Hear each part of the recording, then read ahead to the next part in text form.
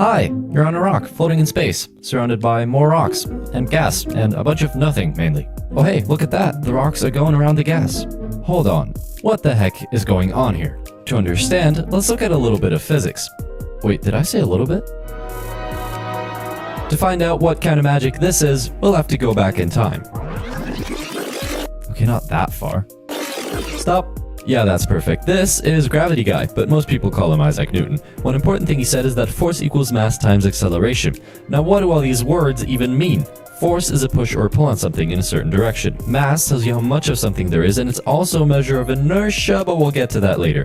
And acceleration is the derivative of velocity with respect to time, but that's too many big words for my taste, so let's just say it's how fast your velocity is changing.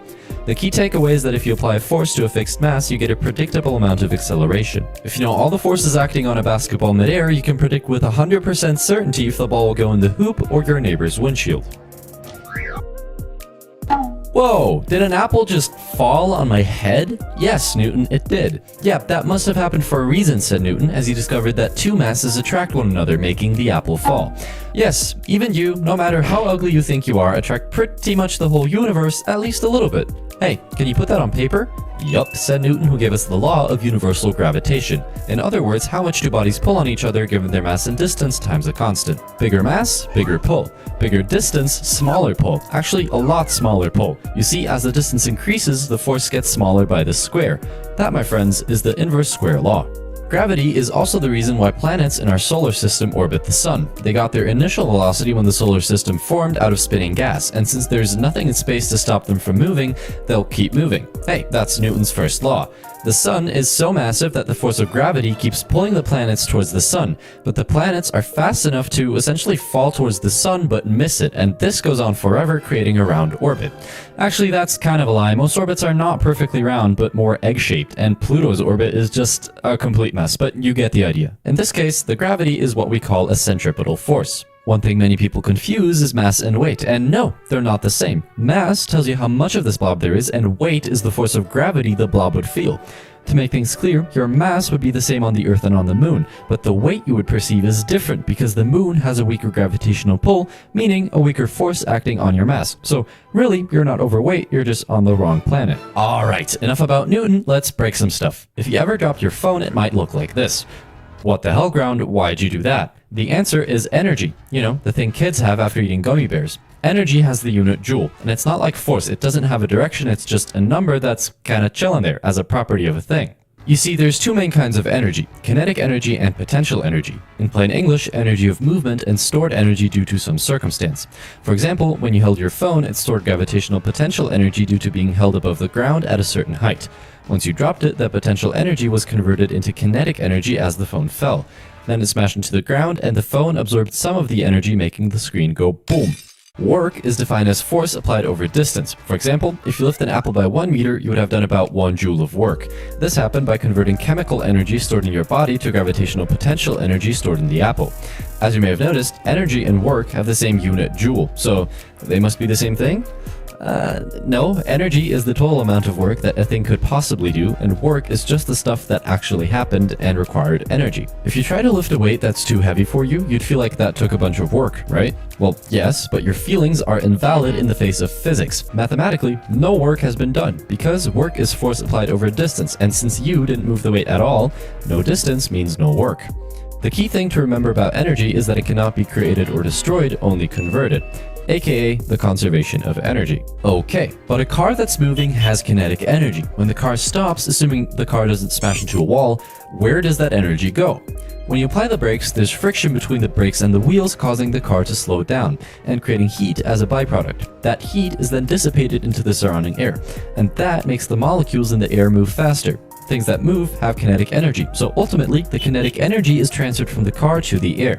With this knowledge, we can define that temperature is just the average kinetic energy of atoms in a system. You see, all atoms, not just molecules in the air, wiggle, like this. The faster they move, the hotter things get. That is temperature. All that talk about hot stuff, I think it's time we talk about thermodynamics. It tells us that jumping in lava is probably a bad idea, but more importantly, the absolute mess that is entropy. Literally, it tells you how much disorder there is in a system, indicating the number of possible states a system could be in. For example, get an ice cube, no, not that one, yeah, that's perfect, and put it in the sun. The sun will obliterate the ice cube and turn it into water. Looking at the structure of ice and water, we can see that ice is more neatly organized than water, which just kind of goes all over the place.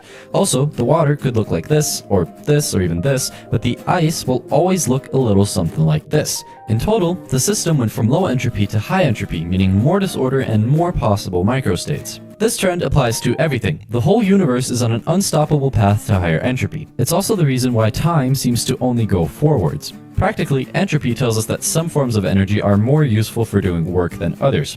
Burn some gasoline and your car will move, spitting out heat and gas. That heat and gas is pretty much gasoline, just in the form of higher entropy. And as you can imagine, this stuff won't really make your car move, and the gas won't spontaneously turn back into liquid gasoline, meaning the form of gasoline with lower entropy is more useful for doing work. Okay, but if you put some water in the freezer, will it not decrease in entropy? Yes, but the fridge is not an isolated system and will heat up the room more than it will cool down the water, increasing the total entropy. Want to see some magic? Whoa, what just happened? Some electrons apparently moved through some wires and let there be light. What is going on here? Objects have a fancy something called a charge. It can be positive or negative, or if you have the same amount of both, an object is neutral. Electrons have a single negative charge. The flow of electrons is called electric current. To describe it, we use three parameters: current, voltage, and resistance. Current is the amount of electrons passing through a wire in a given amount of time. Voltage is what pushes the electrons to move, but simply put, it's a difference in electric potential, so you can imagine it as a slope that goes from high potential to low potential, where the flow of current goes downhill. And resistance is pretty self-explanatory. This is Coulomb's law. Wait a minute, this is just Newton's law of gravitation in disguise. This tells us that electric charges attract each other in a similar way masses do. Opposites want to cuddle, while like charges literally couldn't think of a more disgusting thing than to be with one another. These four equations explain pretty much all of electromagnetism, but don't be scared just because they look scary. I mean, yeah, they do, but it's simpler than it seems at first. The first one states that if there's an electric charge, there will be an electric field, or this big E, emerging from it. Add another and you have an electrostatic field. These lines tell us in which direction a charged particle would feel a force at any given point. The second one tells us the same for magnetic fields, and even though electric charges are cool and can be alone, magnetic poles are not. They're very lonely, and there will always be a north pole together with a south pole, and a single pole can never be alone. Okay, now here's where things get kinda freaky. You know how electric charges only act on other charges and magnets only affect other magnets? Well, that's only true if they're not moving. The third and fourth Maxwell equations tell us that a moving magnet creates an electric field and a moving charge or electric field creates a magnetic field. One consequence of this is that current can seemingly come out of nowhere by moving a magnet next to a conductor. The moving magnet creates an electric field which makes the electrons inside the conductor go crazy. That is called induction. In other words, electric and magnetic fields are so tightly linked that they are two parts of the same bigger thing. Let's say we have a charge. Since it doesn't move, it has a static electric field. If we accelerate the charge, there will be a magnetic field around it. That magnetic field interacts with the electric field, which again changes the magnetic field, and this is a sort of chain reaction that makes the electromagnetic field radiate outwards into space as an electromagnetic wave. Depending on the frequency, the human eye can actually see this. It's called light, but most of the spectrum is invisible to the human eye and is used for things such as Bluetooth, wireless charging, and confusing human apes into thinking magic is real. Hey, can we go back to the water and look at those molecules? Yeah, those. What are they made of? The molecules are made of atoms. Atoms are made of a core and some electrons. The core is made of protons and neutrons, both of which are made of quarks. They're strange yet charming from up top down to the bottom. Oh yeah, there's some more stuff, like for example the overweight brothers of the electron. All of this together makes up the Standard Model, which we believe to be the smallest things in the universe. At least that's the excuse we have for not knowing what quarks are made of. Fun fact, depending on the number of protons in the core, you get different elements. Depending on the number of neutrons in the core, you get different isotopes of the same element, most of which are a little overweight and very unstable, so they fall apart into smaller atoms. That releases ionizing radiation. Not so fun fact, that stuff will kill you. If you have a large group of atoms, you can predict when half of those will have fallen apart.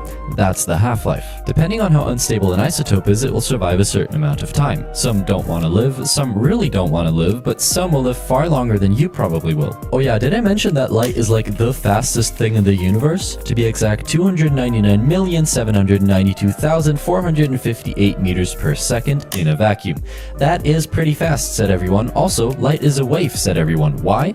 If you shoot it through two teeny tiny slits, it creates a fancy pattern due to interference, which is just a wave thing. You see, when two waves cross, they can add up or cancel each other out. These gaps are the spots where they cancel each other out. So in this case, light behaves like a wave. Nah, screw that. Everything you know is wrong, said Albert Einstein, probably smoking crack after hearing about the photoelectric effect and discovering that light comes in tiny packets called photons. I sure hope that doesn't unravel a whole new area of physics. Anyway, he said, as he continued to casually drop an absolute bomb on the entire field of physics with his theory of relativity. He assumed the speed of light is constant because it arises from two other constants. He also assumed the laws of physics are the same for everyone, regardless if moving or at rest. Now think about it. If two people turn on a flashlight but one person is standing still while the other person is on a moving train, wouldn't the person standing still see the other person's light as going faster than the speed of light? The reality is, no, it would be the same as their own flashlight. That's impossible, except if time passes slower for that person from the perspective of this person. In other words, if the speed of light is constant, time must be relative. Also, gravity is not actually a force, sorry Newton, but rather a consequence of masses bending space-time. Einstein thought the universe is a mesh of space and time, and anything with a mass bends this fabric. Also, all objects move freely on a straight line when moving through space. Gravitation is simply the result of objects following these bent lines which appear straight to them. If you have a hard time understanding this, you can imagine two people on Earth walking in parallel straight lines. Now imagine one standing on the east coast and one on the west coast of the US. If they both walk north, eventually they'll meet at the North Pole. Because of the curvature of the Earth, they ended up at the same point even though they both walked straight relative to themselves. Oh yeah, by the way, energy and mass are kind of the same thing, he added, which explains why atom bombs are so freaking powerful. According to this formula, even just tiny atoms can release a humongous amount of energy by giving up just a fraction of their mass during fission. What is fission? It's the same thing Oppenheimer used to make this thing go boom. You see, there's two main ways to gain energy from changing nuclei: fission and fusion. Fission aims to split the nucleus of an atom into two or more smaller nuclei, which is most often achieved by blasting the core with neutrons. Fusion is the opposite, where you combine two smaller nuclei to get one bigger one. The energy came from something we call a mass defect, where the resulting nucleus is lighter than the starting nuclei. This missing mass is what was converted to energy during fusion. Fission and fusion are cool, but you gotta be careful or you might just blow up the planet. That totally didn't almost happen before. Multiple times. Hey, remember when Einstein said light is a particle? He accidentally discovered a whole new field of physics which he thought is just a giant hoax: quantum mechanics. This stuff is crazy. Another German guy called Max Planck said, yes, Einstein, you're right. Light does come in tiny packets. Actually, all energy comes in tiny packets, or quanta. Want to know where an electron is inside an atom? It's here, and there, and everywhere at the same time, actually. That's a superposition. It's not in one state, it's in multiple states at once, at least until you measure it. Then it chooses one cozy spot to be in. Schrödinger gave us an equation that gives you a probabilistic model of where you can find it if you were to measure. You can imagine this as a cloud, and the denser it is, the more likely it is for an electron to be there. But still, where exactly it will end up once you measure it is random. Speaking of observing particles, they're also super sensitive about their private data. Look at these two images of a flying ball. In one, you can clearly see where the ball is, but not in which direction it's moving, and in the other, you can see where it's moving and approximately how fast, but not where exactly it is at the moment. That is essentially Heisenberg's uncertainty principle. You can never know both the exact position and the exact speed of a quantum particle at the same time. Okay, let's recap. A small thing can be a particle and a wave at the same time, and when we try to look at them, weird stuff happens. But you know what? It gets even weirder. Think back to the double slit experiment. We know that a light beam acts as a bunch of waves and we get interference. But here's the weird thing. Even if you send individual photons, after sending enough of them and detecting where they end up, you get interference. Like, how can that be? What did a single particle interfere with? Well, we think it interfered with itself because it acted as a wave and went through both slits at the same time. That's a superposition. Okay, well, let's just measure which slit it goes through. Yeah, that's not gonna happen. Once you start measuring which slit the photon goes through, it stops acting like a wave and the interference pattern disappears, as every particle chooses just one of the slits to go through. Sounds kinda suspicious to me. Anyways, all this knowledge is going to cost you one subscribe and a thumbs up. Thank you very much. And you can decide if maybe you'd want to tip with a comment, perhaps?